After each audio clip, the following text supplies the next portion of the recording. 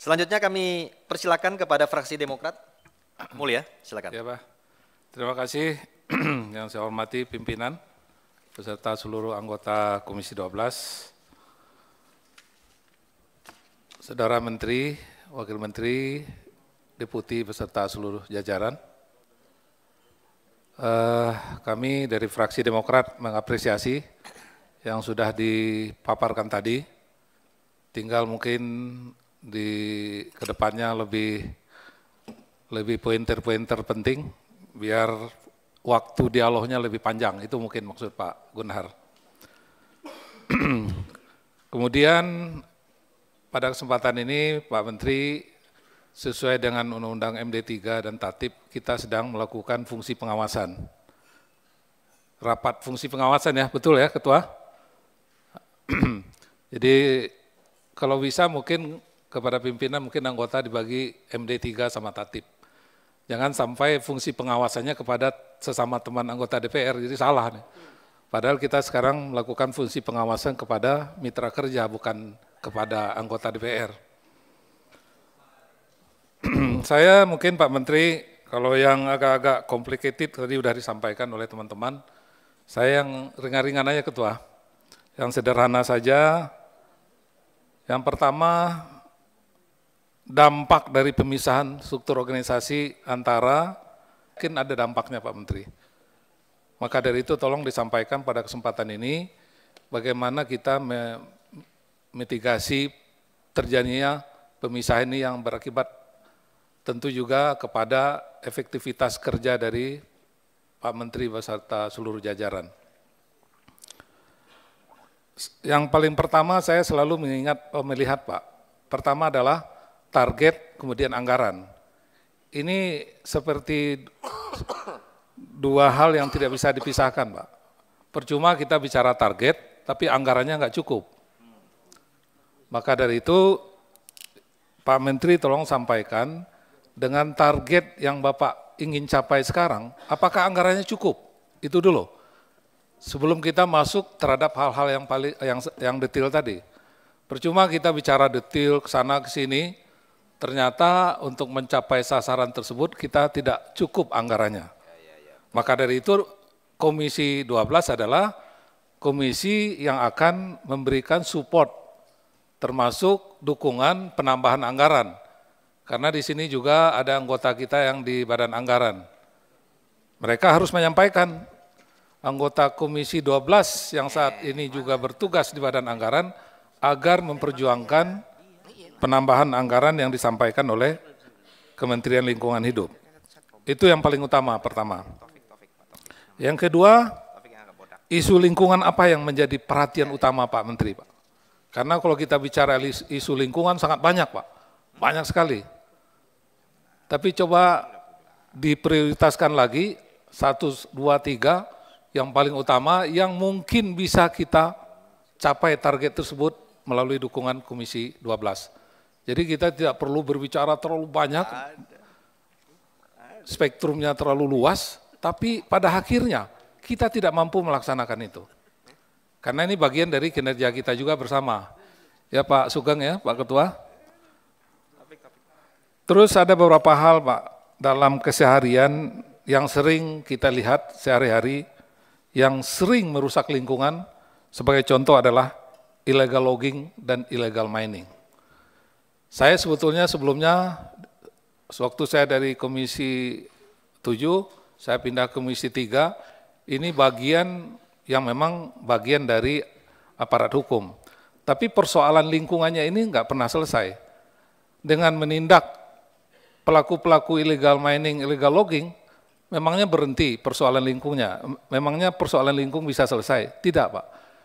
Di daerah pemilihan saya, banyak sekali terjadi yang namanya bahasa Sumatera Baratnya galodo, Pak. Itu akibat dari illegal mining. Sejauh mana peran dari lingkungan hidup selama ini? Sejauh mana struktur organisasi yang dimiliki oleh kementerian ini mampu menjangkau sampai ke bawah, Pak? Ini yang pertanyaan saya, Pak. Ini persoalan seluruh Indonesia ini, seberapa mampu tangan pusat ini atau instrumen yang dimiliki oleh pusat mampu menjangkau ke bawah. Kita nggak perlu berbicara dulu yang high tech tadi, yang sederhana dulu. Kemudian juga tadi jenis limbah.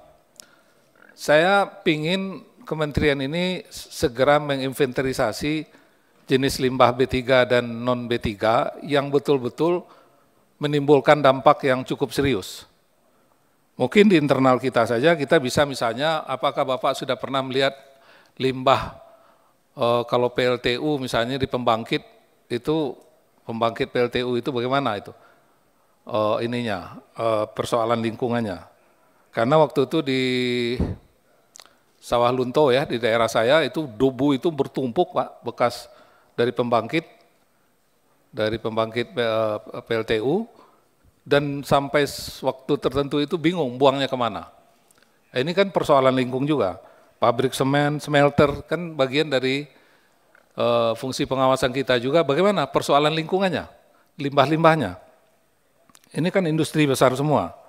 Kelapa sawit, baru saja dilaporkan di daerah dapil saya, perusahaan kelapa sawit yang besar, pengolahan limbahnya bocor dan menimbulkan dampak di daerah permukiman. Kemudian tambang batu bara, boksit, nikel, emas, dan lain sebagainya, itu penuh dengan persoalan lingkungan. Kebetulan SDM adalah mitra kerja kita. Jadi saya sangat dari dulu adalah yang selalu berjuang agar Kementerian SDM dengan Kementerian Lingkungan Hidup itu harus satu kesatuan. Karena persoalan-persoalan lingkungan itu banyak sekali terjadi di sektor SDM. Tambang itu sampai sekarang saya nggak mengerti persoalan-persoalan tambang itu lingkungannya waktu kita tinjau dulu banyak sekali persoalan dan nggak selesai sampai tambang itu ditutup. Begitu juga mungkin sumur-sumur migas yang sudah ditutup dan lain sebagainya. Jadi menurut hemat saya pada kesempatan ini saya ingin menggarisbawahi Pak, pengendalian lingkungan itu kunci utamanya adalah penegakan hukum. Itu dulu kita garis bawahi. Maka dari itu saya meminta pada kesempatan ini dan dalam pengalaman yang ada selama sewaktu kita dulu itu, memang Dirjen Penegakan Hukum itu harus yang punya nyali. Karena ancaman-ancamannya cukup banyak saya lihat. Betul Pak. Apalagi yang dilawannya ini gajah-gajah semua Pak. Kita mau terbuka aja lah, siapa yang di belakang illegal logging, siapa yang di belakang illegal mining. Kita mau ngomong buka-bukaan aja siapa, gajah-gajah semua.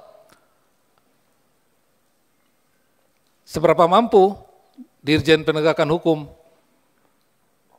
Nah, ini mari kita masuk ke substansi yang sangat mendasar, jangan kita bicara aspek teoritis, tapi kita bicara praktek yang ada di lapangan. Kita ini kan politisi. Kita tidak perlu teori-teori yang terlalu panjang lebar, tapi praktek di lapangannya ini bisa nggak kita selesaikan?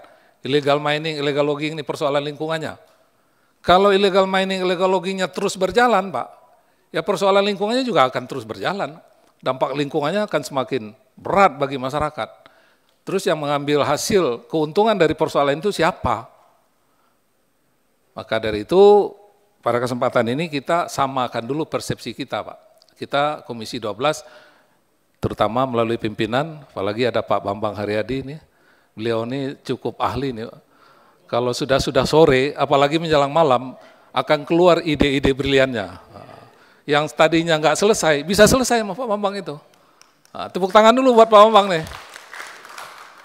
Nah, jadi kalau saya dengar, waktu kita Komisi 7 dulu, sampai sekarang apalagi yang terakhir saya sudah nggak di 7, kita ini bukan bicaranya fraksi partai A, partai B, Pak. Fraksi Komisi 12. Betul nggak, teman-teman? Nah, jadi karena yang kita perjuangkan ini bukan kepentingan fraksi, adalah kepentingan bangsa dan negara. Jadi kalau kita sudah berbicara kepentingan bangsa dan negara, persepsi kita pasti sama. Itu yang perlu kami sampaikan pada kesempatan ini. Jadi insya Allah ke depan saya yakin di bawah kepemimpinan Pak Bambang, ada 2 Pak Bambang soalnya di sini nih. 1 saja udah selesai, apalagi 2 Bambang. Nah, Satu Bambang aja persoalan selesai, apalagi ada 2 Bambang, pasti makin selesai urusannya. B2. Tambah lagi Pak Gunhar, orang lama, yang peduli terhadap lingkungan.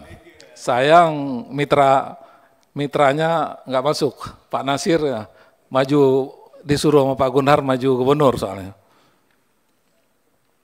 Terus kemudian kalau kita bicara hal-hal yang umum Pak yang disampaikan oleh teman-teman tadi, seperti sampah Pak.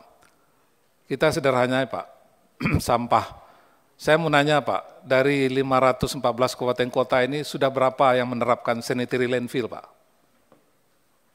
Kan di undang-undang berapa Pak? Sanitary landfill paling lambat tahun berapa Pak?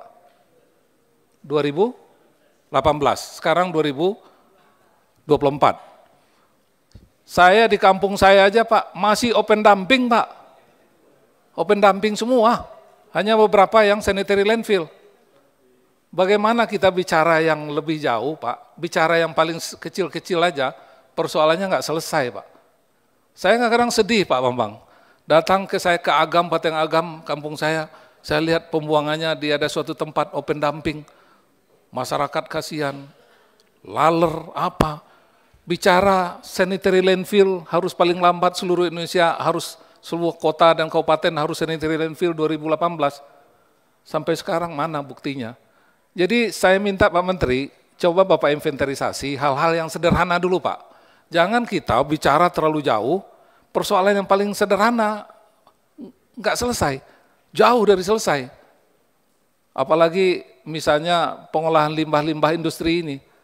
Apa betul sudah diolah sebelum dibuang ke badan air? Jadi saya pada kesempatan ini saya ingin melakukan brainstorming aja Pak Ketua. Jadi saya tidak masuk terlalu sangat detail brainstorming, kira-kira apa yang mau kita selesaikan di Komisi 12 ini ke depan dengan mitra kerja kita. Saya rasa itu yang bisa saya sampaikan, mudah-mudahan kita bisa punya visi yang sama sehingga ke depan kita bisa sedikit demi sedikit kita bisa mencapai progres yang bisa kita banggakan ke masyarakat. Demikian, terima kasih. Wassalamualaikum warahmatullahi wabarakatuh.